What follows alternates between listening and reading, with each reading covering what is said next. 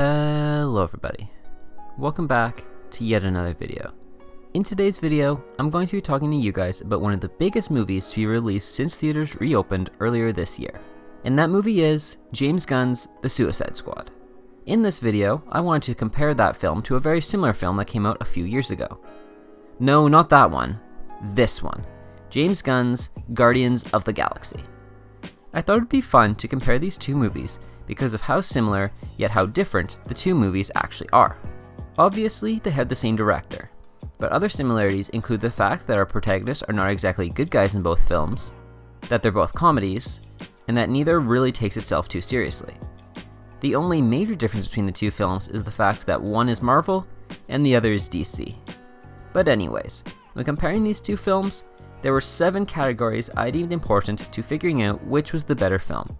These are as follows: the characters, specifically our protagonists, the villain, the action, the humor, the cinematography, the emotion, and most importantly, my actual enjoyment of the film.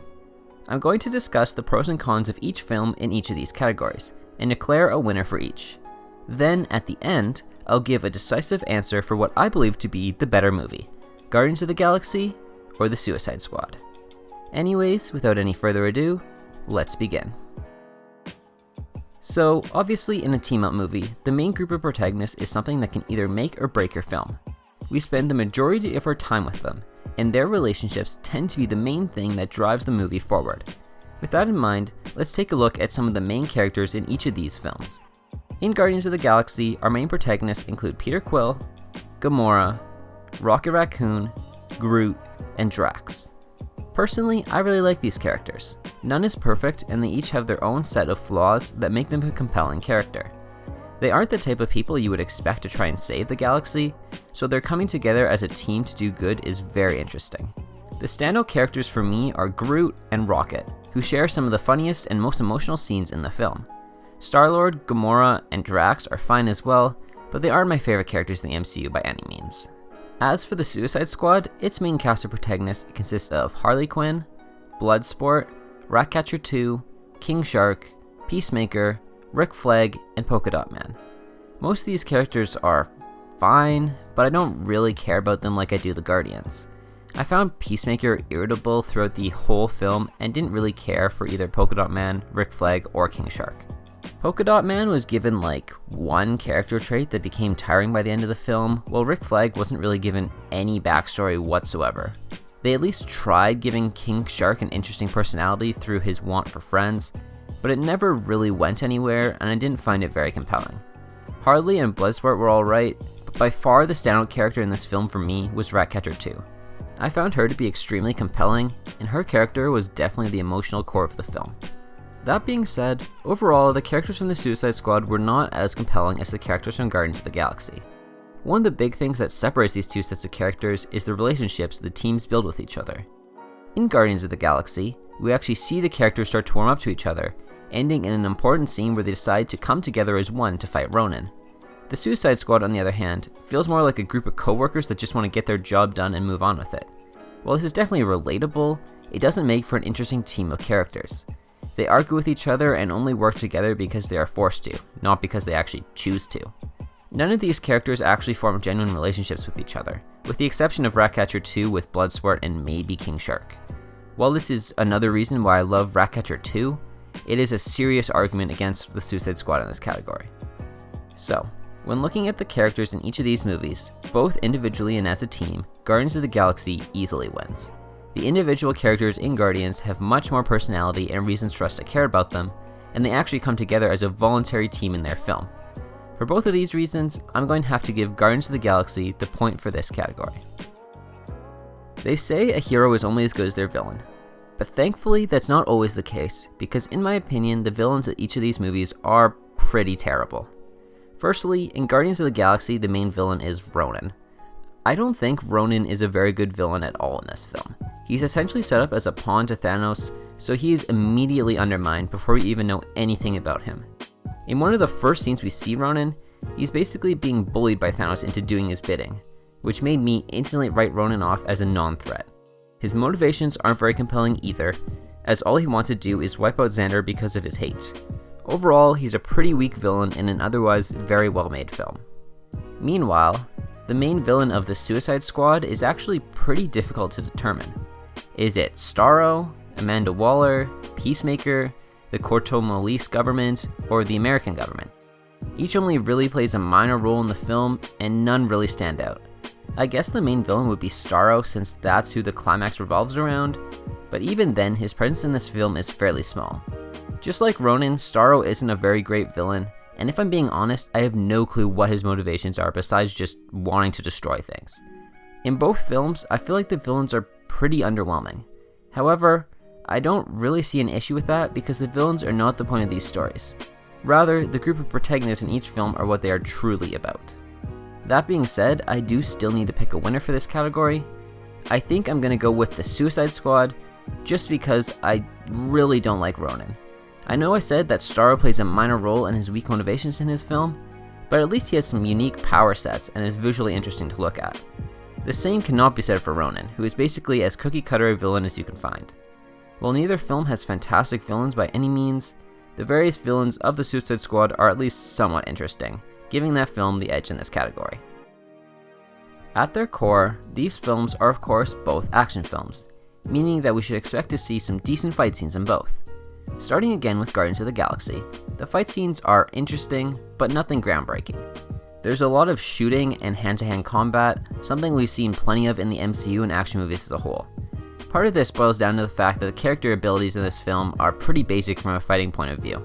Groot is the only character with a unique skill set, something else that makes him one of the best characters in this film. The action scenes aren't bad by any means, there just isn't anything special about them. The Suicide Squad, however, has some very interesting fight scenes. Firstly, the film uses much more graphic violence, something I always love to see in action films. To be honest, I wish it were the standard across all comic book movies, because it makes any sort of action scene just that much more awesome to watch. But back on track, I love the graphic violence in this film. I'm not, by any means, a fight choreographer, but I thought that in general the fight scenes were very well choreographed and executed.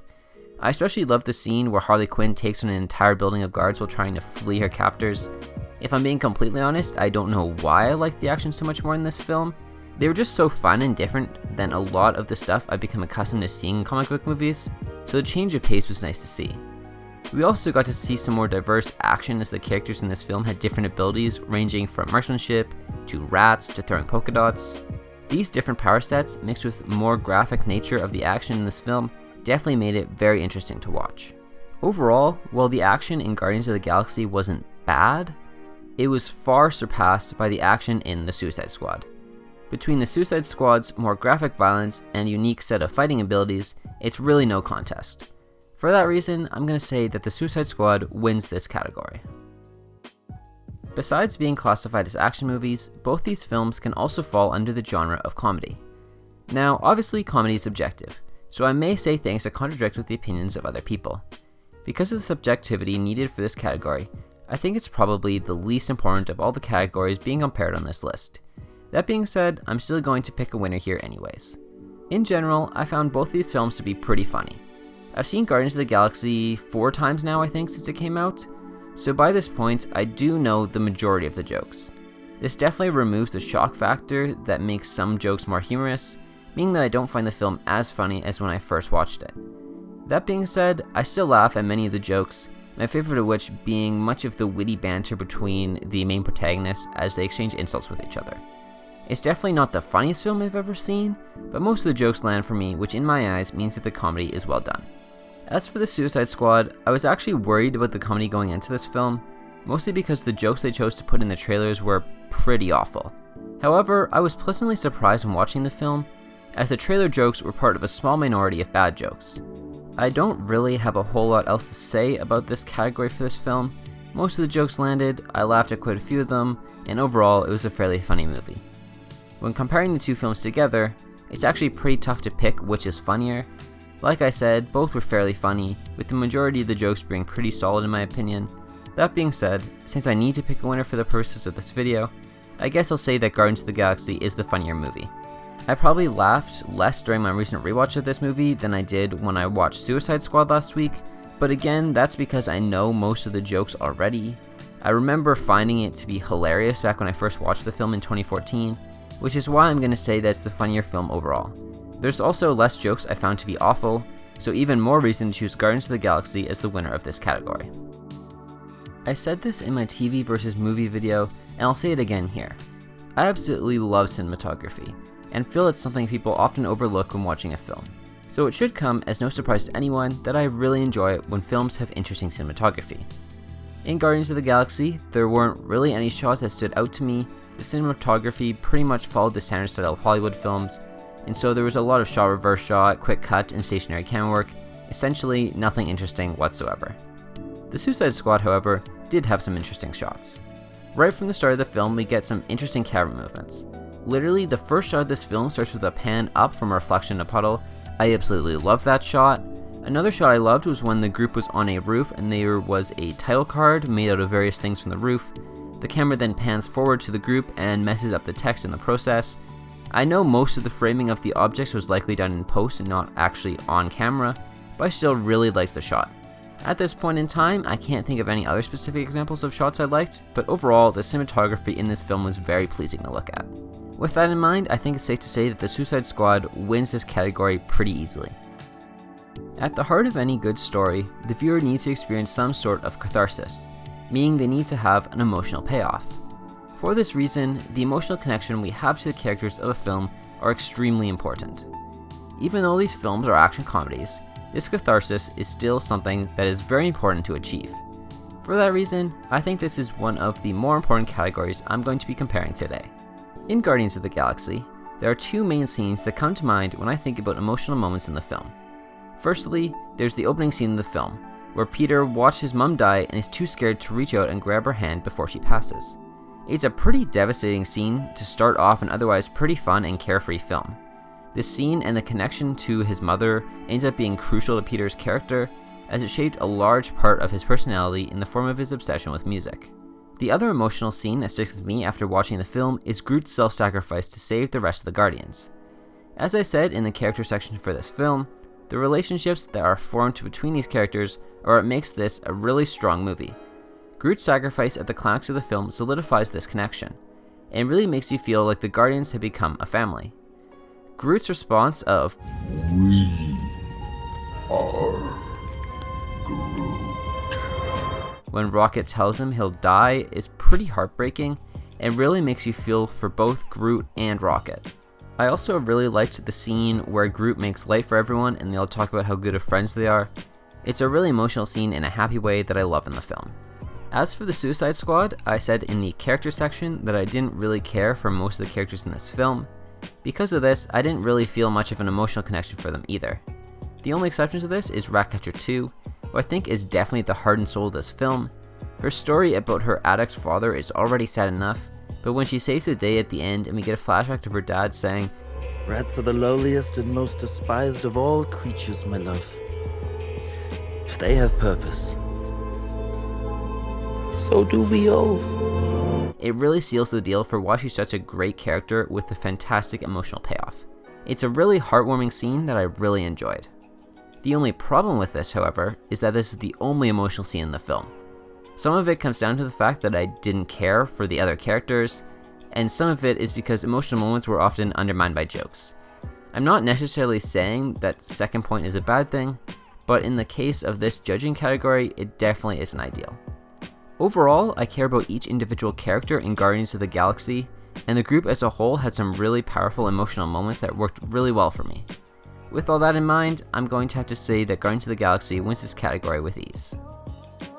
I can continue to talk forever about the intricacies of each of these films, but at the end of the day, the point of each of these films is mainly to provide an entertaining, enjoyable experience for the viewer.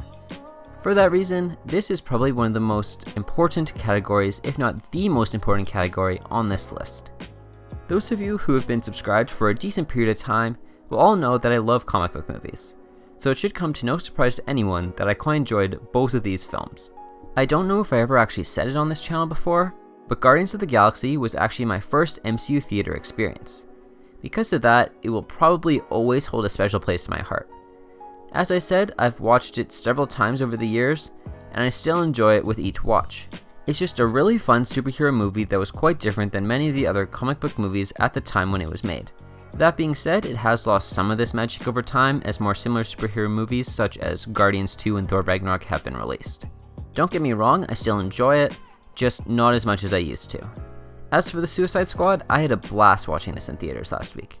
I already talked about how great the action was and how it was pretty funny for the most part, but it also felt very unique. It combined the standard Hollywood formula with a more unique artistic style of more indie directors in a very interesting way, and overall, it felt very fresh. It also had the feel of an R-rated film like Deadpool or Logan, while also being completely different from both of those films. The film didn't take itself too seriously, which made the story really fun to just go along with. All this being said, I think it's safe to say that I really enjoyed this film.